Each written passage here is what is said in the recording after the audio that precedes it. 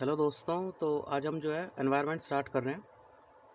क्योंकि जो इकोनॉमिक्स है वो काफ़ी मतलब बड़े हैं, उसमें और पार्ट्स बनेंगे अभी, वो भी आते रहेंगे साथ साथ। अभी जो आज से जो हमें एनवायरनमेंट स्टार्ट कर रहे हैं, ठीक है। और उसके अलावा फरवरी वाली वो भी स्टार्ट, बीच बीच में उसके भी लेक्चर आते रहेंगे, ठीक है। तो पहला देखिए, सबसे पहला टॉपिक क्या है इसका, जलवायु परिवर्तन या फिर क्लाइमेट चेंज, जिसका ग्लोबल सिनेरियो या फिर वैश्विक जो परिदृश्य है। तो हाल ही में जो है उत्सर्जन अंतराल रिपोर्ट 2020 आई है, एमिशन गैप रिपोर्ट 2020।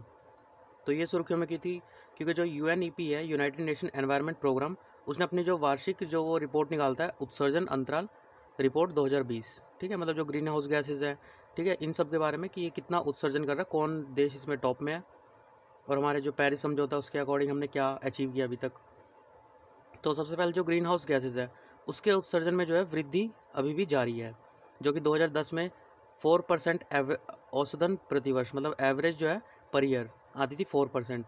पर 2019 में क्या हुआ, वनाग्नि फॉरेस्ट फायर जो होता है उसके कारण 2.6% की तीव्र वृद्धि हुई, ठीक है। यह बढ़कर 2019 में 59.1 गीगा टन कार्बन डाइऑक्साइड के समतुल्य हो गई, मतलब है ना। तो इसका रिकॉर्ड स्तर पर ये पहुंच गई 2019 में। उसके बाद जो है जीवाश्म ईंधन से होने वाला CO2, उसके उत्सर्जन के लिए क्या है, सर्वाधिक जो GHG गैसेज है, ग्रीन हाउस गैसेज हैं, उसके उत्सर्जन के लिए उत्तरदायी है, ठीक है। तो जीवाश्म ईंधन होता क्या है, जैसे कि आपका कोयला हम जलाते हैं ना, या फिर डीजल इंजन हो गया, डीजल हो गया, ठीक है। इस टाइप से जब जलाते हैं तो जीवाश्म ईंधन से वो CO2 उत्सर्जित होता है, ठीक है, कार्बन डाइऑक्साइड, जो कि सर्वाधिक जो ग्रीन हाउस गैसेज है उसके उस उत्सर्जन के लिए जो है उत्तरदायी है, ठीक है। उसके अलावा देखिए, कल हमने जो न्यूज़ पढ़ी थी 5 मई की, उसमें मैंने वो जो फिगर दिखाया था ना, ठीक है। अगर आपने नहीं देखा तो वो जाके देख लीजिए, उसमें बता रखा है कि G20 देश को कैसे याद करें, ठीक है। ये देश आपको पता होने चाहिए, G7, G8, G20। तो G20 देश इसके लिए क्या है, उत्सर्जन हेतु उत्तरदायी है अत्यधिक। सबसे ज़्यादा जो उत्सर्जन हुआ है ग्रीन हाउस गैसेज का, GHG का, वो G20 देशों ने किया है, ठीक है। इसमें जो टॉप में रहे 4 देश, वो कौन से हैं, चाइना, USA और यूरोपीय संघ प्लस UK, ठीक है, ये दोनों एक साथ, और भारत, ठीक है। विगत कुछ वर्षों में जो है ग्रीन हाउस गैसेज के 55% इन्हीं 4 के द्वारा किया गया, ठीक है। वर्तमान में जो हमारी NDC है, नेशनली डिटरमाइंड कंट्रीब्यूशन, ठीक है, जो कि पेरिस समझौते के जलवायु लक्ष्यों को प्राप्त करने के लिए अपर्याप्त है। ये NDC एक बार देख लेते होता क्या है। देखिए, NDC क्या होता है, पेरिस समझौता तो आपको पता ही है कि 2030 तक जो है 2 डिग्री वो हमें मेंटेन करना है, 1.5 जितना मतलब हो सके। तो NDC जो है are the heart of the Paris agreement, ये इसका मतलब एक तरह से हार्ट है। And the achievement of the these long term goals, NDC embody effort by the each country to reduce national emission and adapt to the impact of the climate change, ठीक है। मतलब ये जो हमारा वो हो रहा है ना, रिड्यूस नेशनल एमिशन, जो भी किसी भी नेशन का एमिशन हो रहा है ग्रीन हाउस गैसेज का, उसको कम करना, और adopt to the impact of climate change, जो क्लाइमेट चेंज, जो जलवायु परिवर्तन हो रहा है उसको अडॉप्ट करना, ठीक है। अडॉप्टेशन आपको पता ही होगा क्या होता है, जो अनुकूलित, मतलब जैसे कि मैं अगर आपको, आप कहीं ठंडे इलाके में रह रहे हैं, ठीक है, मैं आपको जो है भेज के और गर्म इलाके में छोड़ दूँ, तो आप क्या करेंगे, कुछ टाइम बाद, 2 4 10 दिन बाद आप क्या कर लेंगे, उसको अडॉप्ट कर लेंगे, अनुकूलित हो जाएगा आपकी जो बॉडी है, ठीक है। तो वो होता है एडॉप्टेशन। तो जो UNFCCC है, इन इट्स जो NDC है, synthetic report has called for most ambitious climate action plan by the countries in order to achieve the Paris agreement target, ठीक है। मतलब ये जो है UNFCCC, इसके द्वारा जो है इसे जो है सिंथेटिक रिपोर्ट, इसकी एक NDC की सिंथेटिक रिपोर्ट निकाल जाती है, जिसमें जो है पेरिस समझौता जो ये है इसको हम एक्सप्लेन करते हैं, ठीक है। जो UNFCCC है, ये United Nation framework convention on climate change, ये क्या है, international environment treaty addressing climate change, जो भी क्लाइमेट चेंज हो रहा है, नेगोशिएटेड एंड साइंड बाय 154 जो देश हैं उन्होंने, UN कॉन्फ्रेंस ऑन एनवायरनमेंट, ठीक है, and develop informally known as earth summit. मतलब इन सबको जो मिला के बनाया गया, वो क्या बनाया गया, अर्थ समिट बनाया गया, held in Rio de Janeiro from 3 to 14 1992, ठीक है। तो सिग्ने 165 और इफेक्टिव हुई थी ये 1994 से, 1992 में से ड्राफ्ट किया गया था, 94 से इफेक्टिव हुई थी। लैंग्वेज क्या है, अरेबी, Chinese, English, French, English, Russian, Spanish, ठीक है। तो NDC क्या है, मतलब एक तरह से इसको जो है क्रियान्वित करने के लिए एक हमारी वो है कंट्रीब्यूशन है, ठीक है। तो ये जो है फलस्वरूप इस सदी के अंत तक जो है तापमान में कम से कम 3 डिग्री तक की वृद्धि होगी। मतलब 2100 जब आने वाला होगा तो 2000 का अंत होगा, तो उसमें ऐसा कहा जा रहा है कि 3 डिग्री सेल्सियस तक जो है टेम्परेचर बढ़ जाएगा, ठीक है। लगभग जो 2/3 जो हमारी वो हो रहा है ना वैश्विक उत्सर्जन होता है ग्रीन हाउस गैसेज का, वो घरेलू गतिविधियों से हो रहा है। वैश्विक जनसंख्या के सर्वाधिक जो समृद्ध 1% लोग हैं, ठीक है, जो सर्वाधिक हमारे 1% लोग हैं, वो जो सबसे जो निर्धन लोग हैं ना, सबसे जो गरीब लोग हैं, उनके 50% अगर ले लें हम, मान लीजिए 100 लोग निर्धन हैं, ठीक है, यहाँ पे एक अमीर है, तो 100 का आधा मतलब 50 लोगों से दुगना जो ये 1% जो वो कर रहे हैं ना ग्रीन हाउस गैसेज का एमिशन कर रहे हैं, उत्सर्जन कर रहे हैं, वो इनसे ज़्यादा कर रहे हैं, ठीक है, इनके 50% से दुगना। तो कोविड-19 संकट वैश्विक उत्सर्जन में एक अल्पकालिक कमी प्रदान करता है। मतलब जब आपको याद होगा पिछले साल ही जुलाई अगस्त में न्यूज़ आई थी कि जो मतलब 2024 में हमें लक्ष्य प्राप्त करना था ग्रीन हाउस गैसेज को कम करने का, उसको हमने अभी प्राप्त कर लिया है ना। तो वो सिर्फ एक तरह से आप कह सकते हैं मिथ्या थी। मतलब हमें जो है अल्पकालिक कमी कर रहा था वो, बस वो ग्रीन हाउस गैसेज के उत्सर्जन में, ठीक है। पर यह वर्ष 2030 तक उत्सर्जन कटौती में महत्वपूर्ण योगदान प्रदान नहीं करता है, ठीक है। अन्य संबंधित तथ्य देख लेते हैं। ट्रिपल इमरजेंसी, तो मेकिंग पीस विद नेचर नामक शीर्षक ने जो है यूएनईपी द्वारा प्रकाशित एक रिपोर्ट है, ठीक है। यूएनईपी ने ये प्रकाशित किया मेकिंग पीस विद नेचर, मतलब जो नेचर है उसके साथ शांति बनाए, ठीक है। तो इस रिपोर्ट में क्या बताया गया, ट्रिपल इमरजेंसी, मतलब जो जलवायु परिवर्तन हो रहा है ना, जैव विविधता की क्षति हो रही है और जो प्रदूषण हो रहा है, इन तीनों पर चर्चा की गई इसके अंदर, मेकिंग पीस विद नेचर। यह रिपोर्ट बताती है कि ये जो तीनों है हमारे, जलवायु परिवर्तन, जैव विविधता क्षति और प्रदूषण, कैसे जो है स्वजनित ग्रहीय संकटों, मतलब खुद ही जो स्वजनित मतलब खुद से ही बनाया हुआ ग्रहीय संकट, जो परस्पर एक दूसरे से क्या है अंतर संबंधित है, परस्पर एक दूसरे से जुड़े हुए हैं, ठीक है। जलवायु परिवर्तन से ही जो है जैव विविधता क्षति हो रही है ना, और वो प्रदूषण की वजह से हो रहा है, तो तीनों आपस में क्या है अंतर संबंधित है। उसको बढ़ावा देने के साथ साथ कैसे वर्तमान और भविष्य की जो पीढ़ियाँ उसके समक्ष अभूतपूर्व जोखिम उत्पन्न कर सकते हैं, ठीक है। उसके बाद देखिए जो the cooling emission and the policy synthesis report, मतलब शीतलन उत्सर्जन और नीति संश्लेषण रिपोर्ट। तो इसमें क्या कहेगा, यह रिपोर्ट जो है, जो हमारा यूएनईपी है, यूनाइटेड नेशन एनवायरनमेंट प्रोग्राम, और जो अंतर्राष्ट्रीय ऊर्जा एजेंसी है, इनके द्वारा संयुक्त रूप से जारी किया गया, ठीक है। मतलब 2020 में एक भी क्वेश्चन नहीं आया था, 19 में आया था, ठीक है। तो इस टाइप के क्वेश्चन आ सकते हैं कि ये रिपोर्ट किसने जो है निकाली है ना, तो 2021 में जो है आने के चांसेस है इस टाइप के।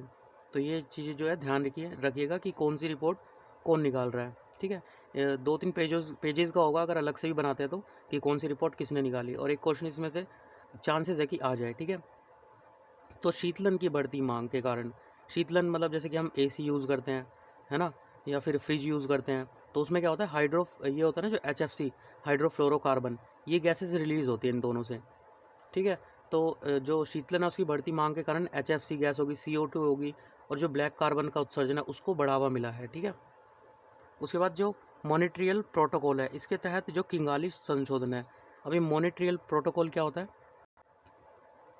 जो मॉनिटरी प्रोटोकॉल है on substance that deplete the ozone layer, मतलब जो हमारी ओजोन लेयर है, जो ग्रीन हाउस गैसेज बढ़ रही है उसकी वजह से ओजोन लेयर क्या हो रही है, डिप्लीट हो रही है, पतली होती जा रही है, ठीक है। ये नहीं होगी तो क्या होगा, सन की जो अल्ट्रा वायलेट यूवी रेज है, अल्ट्रा वायलेट रेज, वो डायरेक्ट अर्थ पे आएगी, ठीक है। इससे बहुत नुकसान होगा मतलब इंसानों को।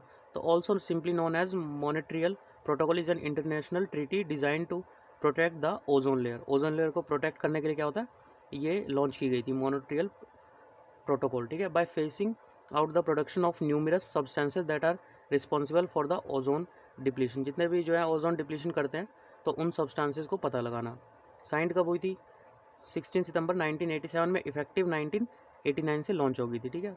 सिग्नेटरीज जो थे देश थे वो 46 थे, कंडीशन रेटिफाइड बाय 20 स्टेट्स के द्वारा। लैंग्वेज क्या है, Arabic, Chinese, English, French, Russia and Spanish. तो जो हमारी ये रिपोर्ट थी मोनोट्रियल प्रोटोकॉल, ठीक है, तो इसमें क्या हुआ, जो किंगाली संशोधन था, ठीक है, ये अभी नीचे देखें क्या होता है, इसमें वर्ष 2100 तक जो ग्लोबल वार्मिंग है उसमें 0.4 डिग्री सेल्सियस तक की कमी करने में सहायता कर सकता है, ठीक है। 2100 तक जो ग्लोबल वार्मिंग है उसमें 0.4 डिग्री सेल्सियस बढ़ जाएगा। तो किंगाली संशोधन का लक्ष्य क्या था, जो HFC गैसेज है उसके उत्पादन और उपभोग में चरणबद्ध रूप से कमी करना। ठीक है, ज्ञातव्य है कि जो एचएफसी है उसका उपयोग प्रतिशत के रूप में भी किया जाता है। प्रतिशत मतलब ये होता है कि जैसे गूगल पे दे रखा है कि इससे मतलब हम इनफाइनाइट हीट ले सकते हैं, गर्मी ले सकते हैं। ठीक है, बहुत ज़्यादा मात्रा में ये जो है गर्मी दे सकता है। ठीक है, तो एचएफसी का उपयोग इसके रूप में भी किया जा सकता है। तो ये इसके बाद ये फिगर है, देखिए ये आपने अगर डेली करंट अफेयर पढ़ते होंगे तो आपने काफ़ी बार देखा होगा ये जो global GHG emission from all sources. ठीक है, तो जैसे कि लैंड यूज़ CH4 क्या होता है, मीथेन गैस। ठीक है, ज्वलनशील एक गैस होती है ये।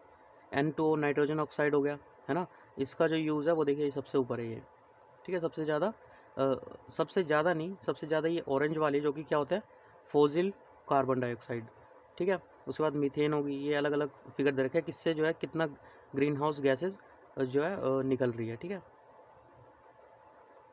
उसके अलावा देखिए आगे क्या है, आगे है UNEP, United Nation environment programme. ठीक है, ये काफ़ी इंपॉर्टेंट है, आपको पता होना चाहिए इसके बारे में क्योंकि ये इतनी सारी रिपोर्ट्स निकाल रहा है, तो इसके बारे में आपको अच्छे से पता होना चाहिए। तो UNEP क्या है, एक अग्रणी वैश्विक, एक सेकेंड जरा, तो UNEP क्या है, एक अग्रणी वैश्विक पर्यावरण प्राधिकरण है। ठीक है, जो वैश्विक पर्यावरणीय एजेंडा निर्धारित करता है तथा जो संयुक्त राष्ट्र है प्रणाली उसके अंतर्गत संधारणीय विकास क्या होता है, सस्टेनेबल जो डेवलपमेंट है। ठीक है, मतलब हम जो चीज़ हम यूज़ कर रहे हैं हम अपनी आगे वाली जो जनरेशन आएगी उसके लिए भी इसे बचा के रखें। ठीक है, तो उसके पर्यावरणीय आयाम को सुसंगत कार्यान्वयन को ये प्रोत्साहित करता है, सस्टेनेबल डेवलपमेंट जो गोल है। ठीक है, 17 अलग अलग तरह के गोल हैं। मुख्यालय का है नैरोबी, केन्या, इसका जो हेडक्वार्टर है। यह अपने 95% जो वित्तीय है इसके लिए स्वैच्छिक अंशदान पर निर्भर करता है, मतलब जो अपनी इच्छा से इसमें पैसा दे, अंशदान करे। ठीक है, 95%। उसके अलावा जो UNEA है, यूनाइटेड नेशन एनवायरनमेंट असेंबली, संयुक्त राष्ट्र पर्यावरण सभा, ये जो है UNEP का ही एक शासी निकाय है। ठीक है, UNEA जो है पर्यावरणीय संबंधी मुद्दों पर निर्णय लेने वाला विश्व का सर्वोच्च नीति निर्माता निकाय है। ठीक है, विश्व का सर्वोच्च नीति निर्माता। कहीं पे बाई चांस अगर पूछ ले पर्यावरण संबंध में सबसे ज़्यादा जो निर्णय लेने वाली पावर किस पे है, तो UNEA पे। ठीक है, यूनाइटेड नेशन एनवायरनमेंट असेंबली पे। इसमें संयुक्त राष्ट्र के सभी सदस्य शामिल हैं। ठीक है, संयुक्त राष्ट्र के सभी सदस्य इसके अंदर शामिल हैं। उसके बाद महत्वपूर्ण प्रकाशक जो UNEP जो निकालता है, सबसे पहले आवर प्लैनेट, आवर मतलब ये आवर हमारा, आवर प्लैनेट। ठीक है, तो ये सारी महत्वपूर्ण प्रकाशन है जो कि UNEP द्वारा निकाले जाते हैं। सबसे पहले our planet, Tunza, atlas of our changing environment, global environment outlook. ठीक है, उसके बाद UNEP द्वारा प्रदत्त जो गिवन पुरस्कार है जो दिए जाते हैं अगर आप कुछ अच्छा काम करते हैं एनवायरनमेंट के लिए, तो चैंपियन ऑफ द अर्थ संयुक्त राष्ट्र द्वारा का सर्वोच्च पर्यावरण सम्मान है। ठीक है, चैंपियन ऑफ द अर्थ का चैंपियन।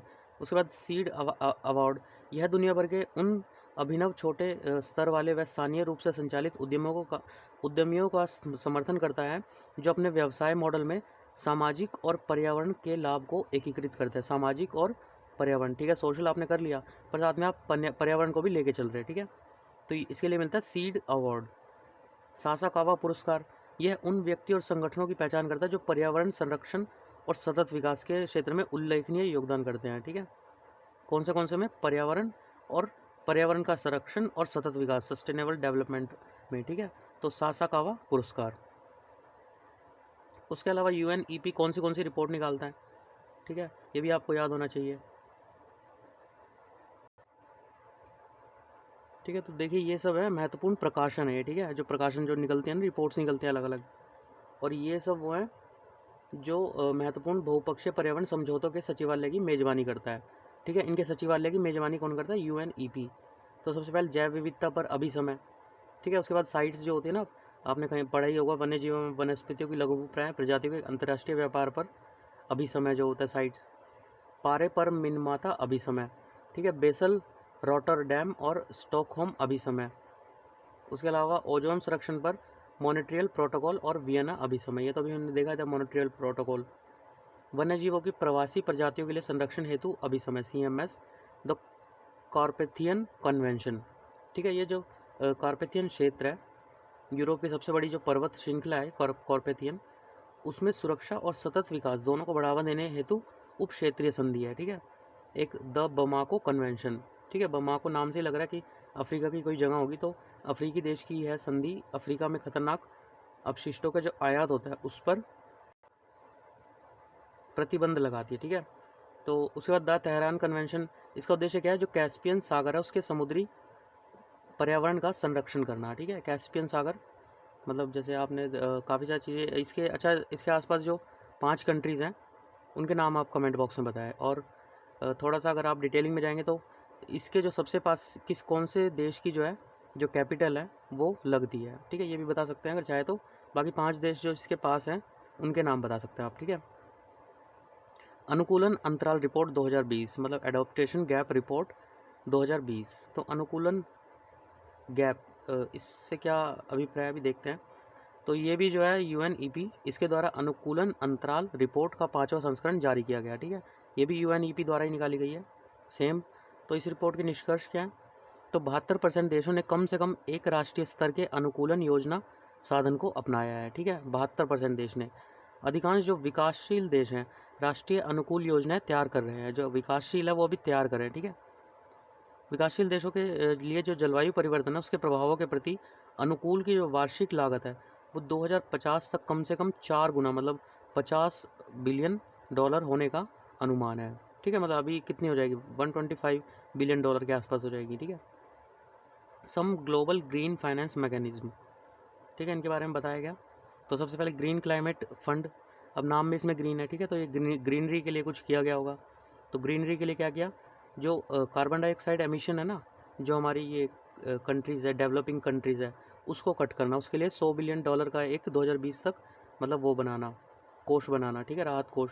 तो GFC अंडर UNFCCC अभी हमने देखा था जो was committed by developed country in 2009 to mobilize 100 billion every year, हर साल 100 बिलियन डॉलर का मतलब कोष बनाना बाय 2020 से लेके, to helping develop country cut down their carbon dioxide CO2 का एमिशन कम करना and adopt to effect of climate change. ठीक है, CO2 का एमिशन कम कर देंगे तो उससे ग्रीनरी अपने आप आएगी। ठीक है, उसके बाद है global environment facility GEF trust fund. तो जो ग्लोबल एनवायरनमेंट फैसिलिटी है GEF, ये किसके द्वारा निकाली जाती है रिपोर्ट, वर्ल्ड बैंक के द्वारा। ठीक है, world bank serve as the GEF trustee sorry report नहीं निकाली जाती, ये उसका ट्रस्टी है एडमिनिस्ट्रिंग द फंड, फंड को क्या करता है, एडमिनिस्टर करता है। ठीक है, GEF fund are available to developing country, ये किसके लिए अवेलेबल होता है, डेवलपिंग कंट्री के लिए, and countries with economies in transition to meet the objective of the international environment convention and agreement. ठीक है, जिनका मतलब इससे जो है ऑब्जेक्टिव इससे मीट करने वाला होता है उनके लिए। ठीक है, GEF serve as the financial mechanism to 5 conventions, इन 5 कन्वेंशन के लिए ये जो है पैसा देता है। तो कौन से कन्वेंशन है, ये CBD हो गया, convention on biological diversity, United Nation framework convention on climate change UNFCCC, Stockholm convention on persistent organic pollution POP, UN convention to combat desertification UNCCD, and Minamata convention on mercury. ठीक है, इन सब के लिए पैसे देता है GEF, और world bank इसका ट्रस्टी एडमिनिस्ट्रिंग द फंड करता है। ठीक है, एडॉप्टेशन फंड, उसके बाद एडॉप्टेशन फंड ये 2001 में बनाया गया था to finance concrete adaptation projects and programmes in developing country. उसके बाद parties to the Kyoto protocol that are particularly vulnerable to adverse effect of the climate change. ठीक है, अभी क्योटो प्रोटोकॉल है क्या, देखिए Kyoto protocol is an international treaty which extend to 1992 UN Framework Convention on Climate Change that commit state party to reduce greenhouse gases emission based on the scientific consensus that global warming is occurring and the human made CO2 emission are driving it। ठीक है, तो इसको बनाया sign कब किया गया था 1997 में, और इफेक्टिव हुआ था 2005 से। ठीक है, rectify by 55 state convention, Arabic languages की Mandarin, English, French, Russian and Spanish. ठीक है, तो ये जो एडोप्टेशन फंड है ये भी क्या करता है, मतलब पैसे देता है डेवलपिंग कंट्रीज़ को, जो अपना वो ग्रीन हाउस गैसेज है, जैसे क्योटो प्रोटोकॉल भी क्या करता है, जो ग्रीन हाउस गैसेज है उनको रिड्यूस करने के लिए इसका यूज़ किया जाता है। ठीक है, तो सेम ये भी फंड देता है डेवलपिंग कंट्री को for adaptation projects and programmes, ठीक है। It is the financed with a share of proceed from the clean development mechanism, CDM project के द्वारा इसे जो है फाइनेंस किया जाता है activities and other source of funding से, ठीक है। उसके बाद SCCF special climate change fund, तो ये इस्टेब्लिश हुआ था under UNFCCC in 2001 to finance project in all developing countries. Finance project करने के लिए जितनी भी डेवलपिंग कंट्री थी पार्टी थी relating to adaptation technology transfer and capacity building, ठीक है। जो भी इनसे रिलेटेड थी, एडोप्टेशन कोई प्रोग्राम चलाना है, टेक्नोलॉजी का ट्रांसफ़र करना है, कैपेसिटी बिल्डिंग करनी है, ठीक है। GEF जो है as an operating entity for the financial mechanism has been interested to operate the SSCF, ठीक है। ये इसको मतलब जो फाइनेंशियल इसके पैसे थे उसके लिए GEF को रखा गया, मतलब इसके अंदर ये आया, ठीक है। IKI इंटरनेशनल क्लाइमेट इनिशिएटिव, तो financing instrument of the German federal ministry of the environment, ठीक है। जर्मन की जो है एक federal ministry of the environment थी, मंत्रालय था nature conservation and nuclear safety BMU for the international financing of climate change mitigation and biodiversity, ठीक है। इंटरनेशनल फाइनेंसिंग करता था ये क्लाइमेट चेंज और मिटिगेशन एंड बायोडाइवर्सिटी के लिए। उसके बाद IKI क्या करता था, it operates with in the framework of UN framework convention on climate change, जो UNFCCC था, इसके लिए फ्रेमवर्क बनाता था, and the convention on biological diversity financing climate change mitigation and biodiversity conservation in developing emerging and transition countries, ठीक है।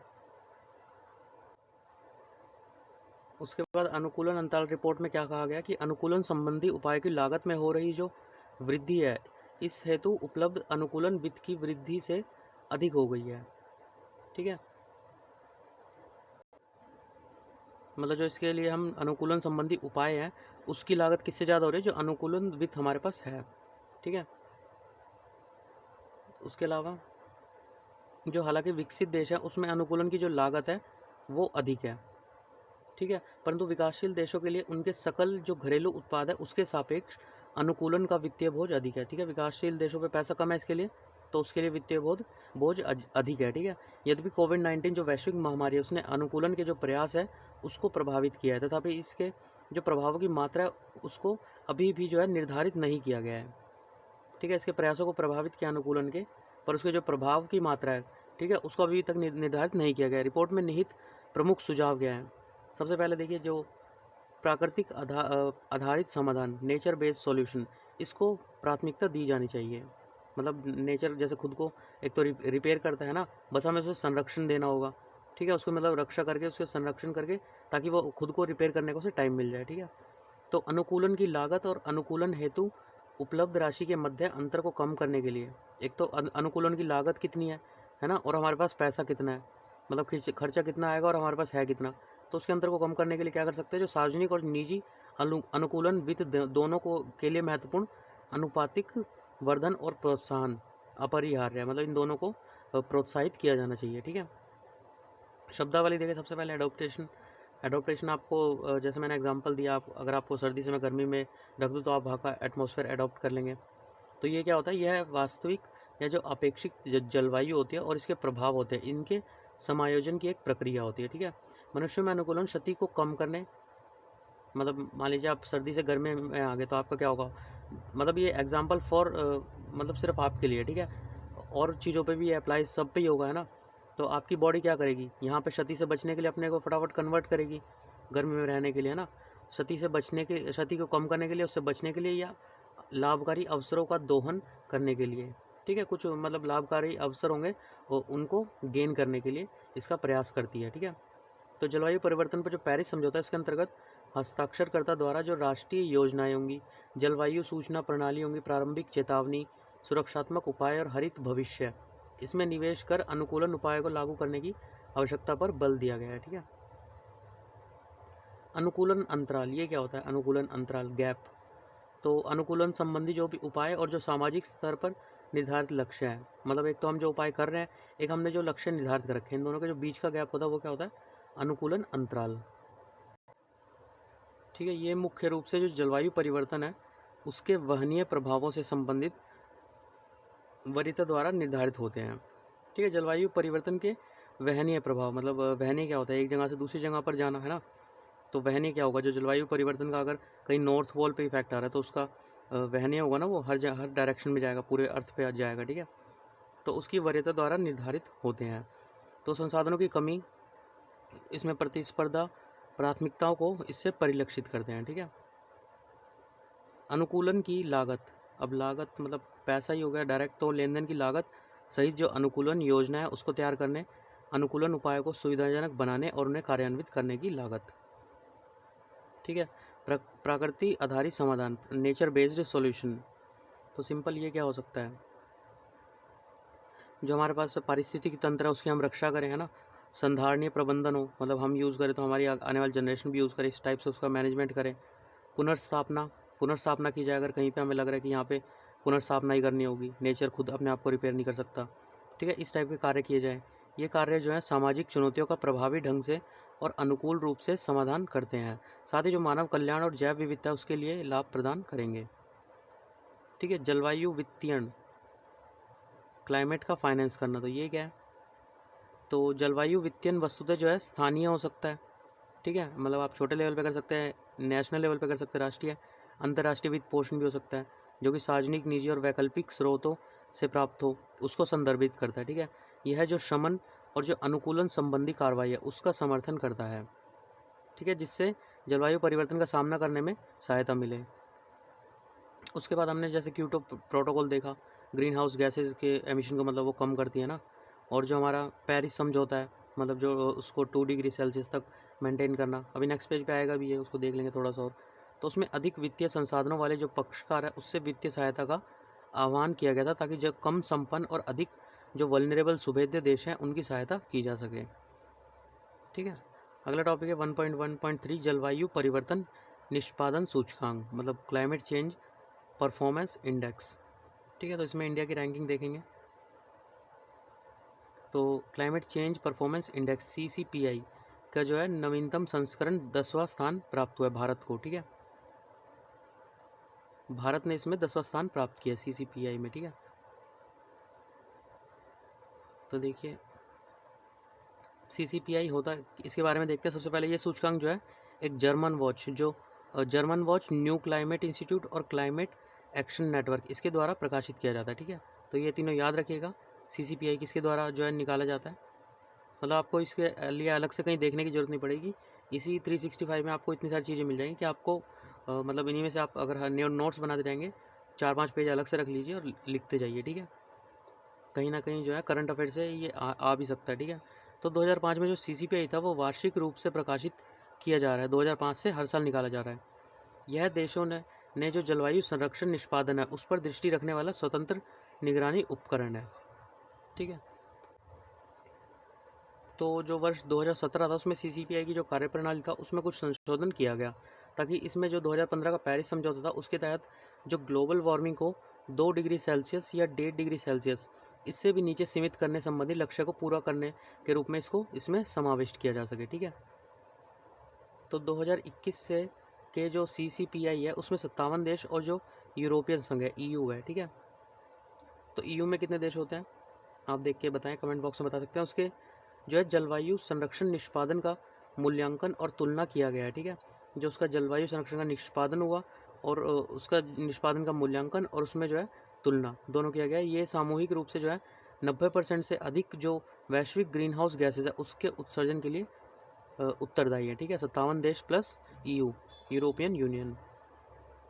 ठीक है, तो यह निम्नलिखित 4 श्रेणियों के देशों के निष्पादन का आकलन करता है। सबसे पहले जो ग्रीन हाउस गैसेज उत्सर्जन है वो 40% हो, नवीकरणीय एनर्जी 20%, ऊर्जा का उपयोग 20%, जलवायु नीति क्या हो 20%। ठीक है, तो ये पूरी हमारी CCPI की कैटेगरी थी। इस कैटेगरी में क्या हुआ,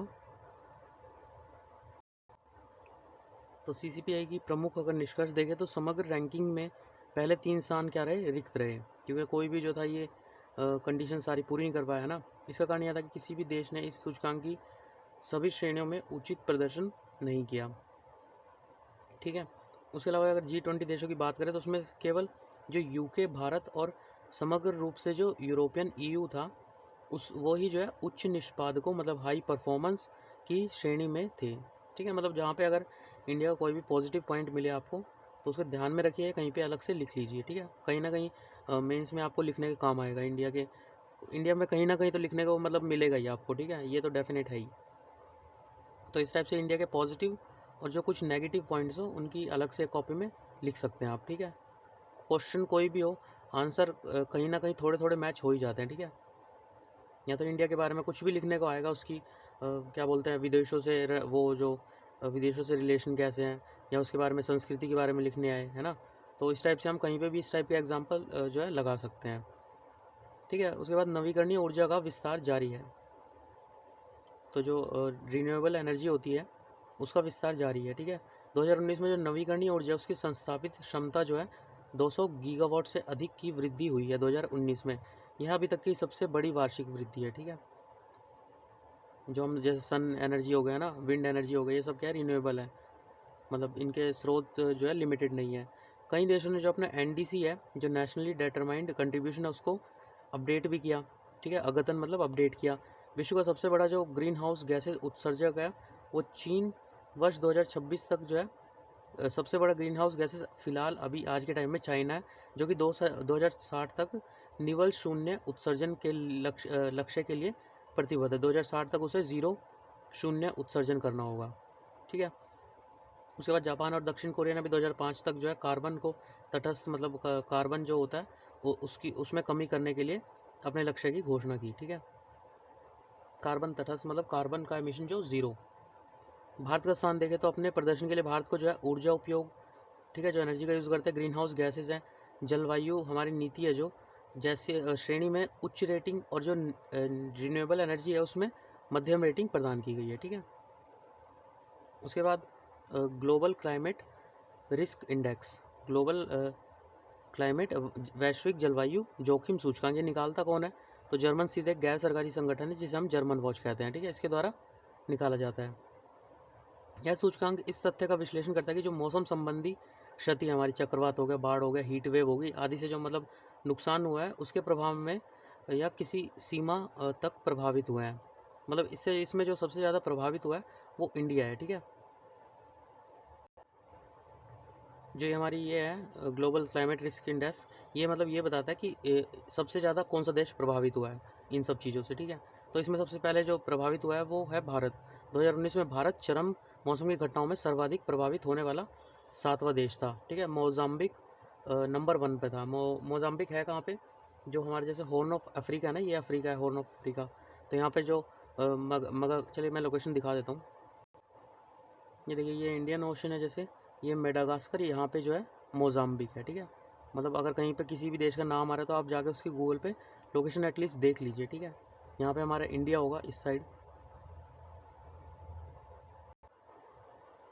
भारत मतलब 7वें नंबर पे। ठीक है, 1 पे नहीं, भारत 7वें पे, मोजाम्बिक फर्स्ट पे है। पर जो भारत का जो आर्थिक हानि हुई वो सबसे ऊपर है। ठीक है, 68,812 मिलियन। और भारत में मृत्यु की अत्यधिक संख्या हुई 2267 2019 में। ठीक है, अत्यधिक वर्षा के कारण जो है 1800 लोग मरे, और इसके कारण 1.8 मिलियन लोग विस्थापित हो गए। ठीक है, ये 2019 का रेशियो है। उसके बाद 2020 में तो फिर कोरोना से अलग ही रेशियो चल रहा है। वैश्विक जलवायु की स्थिति report, state of the global climate report, तो विश्व मौसम विज्ञान संगठन द्वारा जो है जलवायु की स्थिति रिपोर्ट जारी की गई है। ठीक है, तो इसके बारे में थोड़ा देख लेते हैं क्या है ये। विश्व मौसम विज्ञान संगठन, वर्ल्ड मीटियोरोलॉजिकल ऑर्गेनाइजेशन, WMO। तो इसमें क्या है, 193 राष्ट्रीय सदस्य राष्ट्र और क्षेत्र की सदस्यता वाले एक अंतर सरकारी निकाय हैं। यह जो है मौसम विज्ञान, परिचालन, जल विज्ञान और संबंधित जो भूभौतिकी विज्ञान है उसके लिए गठित संयुक्त राष्ट्र की एक विशेष एजेंसी है। अगर बात करें तो भारत इसका सदस्य है, मुख्यालय का जिनेवा स्विट्ज़रलैंड में। यह जो है जो UNDP है ना, यूनाइटेड नेशन डेवलपमेंट प्रोग्राम विकास समूह, उसका सदस्य है। विश्व मौसम कांग्रेस इसका एक सर्वोच्च निकाय है। ठीक है, जिसे सभी WMO सदस्यों की सहभागिता के आधार पर विकसित किया जाता है। उसके अलावा देखिए संबंधित तथ्य, जो स्टेट ऑफ क्लाइमेट सर्विसेज 2020 की रिपोर्ट है, इसे जो है WMO द्वारा जारी किया जाता है। ठीक है, और रिपोर्ट यह समझने हेतु एक आधार प्रदान करती है कि कैसे जलवायु जो जोखिम है और जो प्रारंभिक चेतावनी है, ठीक है, मतलब climate risk and early warning system cruise जो जिसे बोलते हैं, उससे हमें जो प्रणालियों के माध्यम से सर्वाधिक सुभेद्य लोगों की सुरक्षा को मजबूत किया जाता है। सुभेद्य मतलब जिन पे सबसे ज़्यादा इफेक्ट आएगा, वल्नरेबल, ठीक है। तो इसके बाद क्या है, इस रिपोर्ट के बारे में देखते हैं। तो जो ये रिपोर्ट है हमारी स्थिति रिपोर्ट जलवायु की, वैश्विक जलवायु की, तो इस रिपोर्ट में वैश्विक स्तर पर जलवायु का व्यापक दृष्टिकोण प्रदान करने और परिवर्तित होती जलवायु का वर्णन करने के लिए जो ग्लोबल क्लाइमेट इंडिकेटर है, संकेतक है वैश्विक जलवायु, उसका यूज़ किया गया है, ठीक है। अभी देखते हैं होते क्या है। तो जो GCI है उसका उपयोग क्या होता है, जलवायु परिवर्तन के लिए जो सर्वाधिक प्रासंगिक क्षेत्र है उसकी निगरानी के लिए किया जाता है, ठीक है। मतलब जहाँ पे हमें सबसे ज़्यादा उम्मीद है कि यहाँ पे जलवायु का परिवर्तन सबसे ज़्यादा होगा। तो जिसमें जलवायु मंडल की जो संरचना है, ऊर्जा परिवर्तन जो ग्रीन हाउस गैसेज और अन्य कारकों के संचलन से उत्पन्न होते हैं, तथा साथ ही साथ भूमि, महासागर और हिम की प्रतिक्रियाएं भी इसमें सम्मिलित की जाती हैं, ठीक है। तो इस एरिया मतलब सब कुछ कैलकुलेट किया जाता है, ग्रीन हाउस गैसेज हैं, महासागर और हिम की प्रतिक्रियाएं हैं, ठीक है। इस रिपोर्ट के मुख्य अगर निष्कर्ष देखें तो वैश्विक जलवायु की स्थिति रिपोर्ट, तो इसके मुख्य निष्कर्ष क्या है। 2020 में जो औसत वैश्विक तापमान पूर्व औद्योगिक 1850 से 1900 का जो स्तर था, उससे लगभग जो हमारा जो वो है औसत वैश्विक तापमान, वो 1.2 डिग्री सेल्सियस अधिक हो गया, ठीक है। 1800 मतलब इन 50 साल में जो था, उसमें अभी तक जो है 1.2 डिग्री का राइज आ चुका है, ठीक है। 2020 के विश्व स्तर पर जो 3 सबसे गर्म वर्षों में से एक होने की संभावना है, वर्ष 2020। उसके अलावा महासागरों का जो अम्लीकरण है, एसिडिफिकेशन, वो भी बढ़ रहा है, ठीक है। ऐसा माना जाता है कि जो महासागर जो हैं, वो मानव जनित जो कार्बन डाइऑक्साइड है उसके वार्षिक उत्सर्जन का लगभग 23% जो है सोख लेते हैं, मतलब एब्जॉर्ब कर लेते हैं, अवशोषित कर लेते हैं, जिससे ग्रह पर जो है जलवायु परिवर्तन के प्रभाव को कम करने में सहायता मिलती है, ठीक है। वर्ष 2020 में जो वैश्विक स्तर पर उष्ण कटिबंधीय चक्रवात है, उसकी संख्या औसत से क्या थी, अधिक थी 2020 में, ठीक है। जो चक्रवात वगैरह अगर इंडिया में भी देखें तो काफ़ी चक्रवात अभी 2020 में भी काफ़ी सारे आए, है ना, अम्फान और काफ़ी सारे। कल हमने न्यूज़ में भी पढ़े हुए थे, कल या परसों की न्यूज़ जो असम का वो आया था, उसके न्यूज़ में पढ़े थे, ठीक है। तो कोविड-19 लॉकडाउन के बावजूद ग्रीन हाउस गैसेज की जो वायुमंडलीय सांद्रता है उसमें वृद्धि जारी रही है, ठीक है। भारतीय क्षेत्र पर जलवायु परिवर्तन का आकलन, तो जो MOES है, मिनिस्ट्री ऑफ एनवायरनमेंट साइंस, पृथ्वी विज्ञान मंत्रालय, उसके द्वारा जो हमारा assessment of climate change over the Indian reason, मतलब भारतीय क्षेत्र पर जलवायु परिवर्तन का आकलन, इसके नामक शीर्षक की एक रिपोर्ट निकाली गई है। किसके, कौन से मंत्रालय द्वारा, पृथ्वी विज्ञान मंत्रालय द्वारा, ठीक है। भारत के जो विभिन्न हिस्से हैं या क्षेत्र हैं, उसमें जलवायु परिवर्तन से जो संबंधित तथ्य हैं उसके दस्तावेजीकरण एवं आकलन संबंधी यह जो है पहला प्रयास है, मतलब ये फर्स्ट टाइम किया जा रहा है, ठीक है, जो भारतीय क्षेत्र पर जलवायु परिवर्तन का आकलन करने का कार्य है, ठीक है। तो यह रिपोर्ट जो है भारत क्षेत्र पर जलवायु के विभिन्न आयामों के संदर्भ में जो अवलोकित और जो संभावित परिवर्तन है, मतलब जो अवलोकित मतलब जो दिखाई दे रहे हैं, और संभावित जो होने की आशंका हो, तथा जो क्षेत्रीय जलवायु परिवर्तन है, इससे निपटने के लिए विभिन्न नीतिगत प्रयासों को रेखांकित करती है, ठीक है। इसमें जो हमारे प्रयास हैं उनको रेखांकित किया जा रहा है। प्रमुख निष्कर्ष देखें अगर, कुछ निष्कर्ष हैं जो अब अगले पेज पे भी वही आएंगे। 1951 से 2014 तक जो हिंदू कुश हिमालय है, उसका जो तापमान था वो 1.3 डिग्री सेल्सियस तक उसमें वृद्धि हो गई है, ठीक है। हालांकि 21वीं सदी में जो है अंत तक जो है 5.2 डिग्री सेल्सियस की अनुमानित वृद्धि होने की संभावना है। उसके अलावा देखिए, जो 1951 से 2015 है, उसके मध्य जो उष्ण कटिबंधीय हिंद महासागर है, उसके समुद्री सतह के तापमान में जो है average 1 degree Celsius 1 degree Celsius ऊपर चला गया, ठीक है। जो वैश्विक औसत जो SST है, मतलब सी सरफेस टेम्परेचर, उसमें हुई जो 0.7, मतलब जो विश्व में समुद्र है उसमें 0.7 की वृद्धि हुई है, पर हिंद महासागर में जो है 1 डिग्री सेल्सियस की वृद्धि हुई है, ठीक है। 1951 से 2016 के जो दौरान सूखे की आवृत्ति और इसके स्थानिक प्रसार दोनों में उल्लेखनीय वृद्धि देखने को मिली है, ठीक है। जो सूखा था वो पड़ने लग गया काफ़ी ज़्यादा, ठीक है। 1874 से 2004 के दौरान जो उत्तरी हमारा हिंद महासागर है, ठीक है, वो जल स्तर में प्रति वर्ष 1.06 से लेके 1.75 mm की वृद्धि दर देखी गई, ठीक है। 1993 से 2007 के बीच यह बढ़कर 3.3 मिलीमीटर हो चुकी है, ठीक है। मतलब 3.3 mm जो है बढ़ चुका है, ठीक है। जैसे कि 1 सेंटीमीटर जो होता है उसमें 10 mm होते हैं, ठीक है। इस टाइप से आप याद रखिएगा। अन्य संबंधित तथ्य अगर देखें तो चरम मौसम की घटनाओं के हॉटस्पॉट भारत में, ठीक है। तो यह निष्कर्ष जो एक गैर लाभकारी नीति अनुसंधान संस्थान है, counselling on energy environment and water, CEEW, इसके द्वारा निकाले गए हैं, ठीक है, CEEW।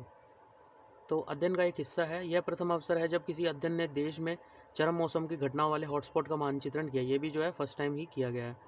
इस अध्ययन के अगर मुख्य निष्कर्ष देखें तो 75% से जो अधिक जिले हैं वो चक्रवात, बाढ़, सूखा, उष्ण और शीत लहर जैसी चरम जलवायु घटनाओं के हॉटस्पॉट हैं, ठीक है। जिसमें से जो जिलों में जो लोग हैं, देखिए 75% से अधिक जिले, और इसमें कितने लोग थे, 638 मिलियन, इससे अधिक लोग निवास करते हैं। हाल के दशकों में जो चरम मौसम संबंधी घटनाएं, उनकी आवृत्ति, तीव्रता और अप्रत्याशितता, इसमें क्या है, वृद्धि हुई है, ठीक है। आवृत्ति मतलब बार बार आना, ठीक है। तीव्रता मतलब और तेज़ी से, स्पीड और ज़्यादा बढ़ जाना। देश के जो 40% से अधिक जिले हैं उसमें चरम जलवायु घटना के प्रारूप के में जो है परिवर्तन हुआ। उदाहरणार्थ मतलब जो पहले बाढ़ से प्रवण क्षेत्र थे वो सूखे में बदल गए, और जो सूखे वाले थे ये बाढ़ में बदल गए, ठीक है। हमने डेली करंट अफेयर आई थी उसमें ही पढ़ा था ये।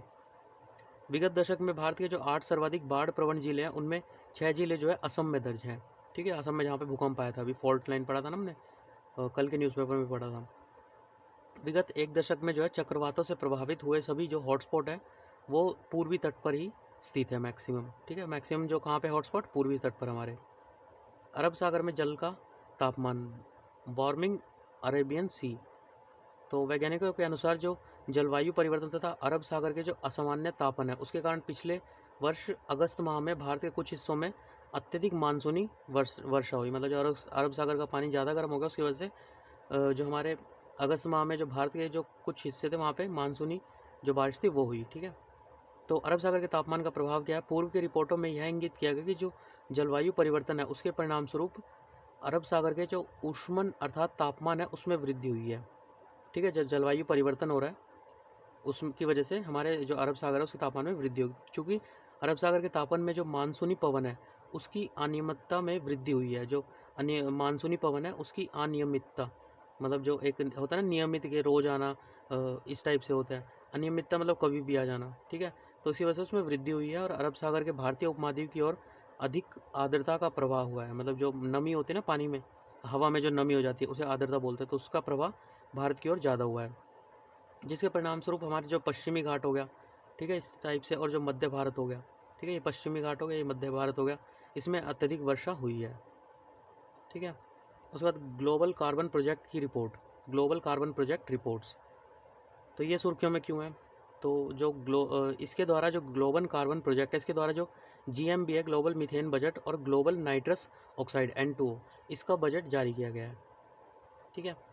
तो हमारी जो GCP है ये वस्तुतः फ्यूचर अर्थ, फ्यूचर अर्थ हमने पीछे देखा था ना, अभी आगे भी आएगा फ्यूचर अर्थ। अच्छा ये आ गया ना, देखिए इन सब को मिला के क्या किया गया, साझेदारी की मदद से जो अर्थ सिस्टम साइंस पार्टनरशिप है, ठीक है, इसका गठन किया गया इन सबको मिला के, और जिसके बाद इसे फ्यूचर अर्थ कहा गया, ठीक है।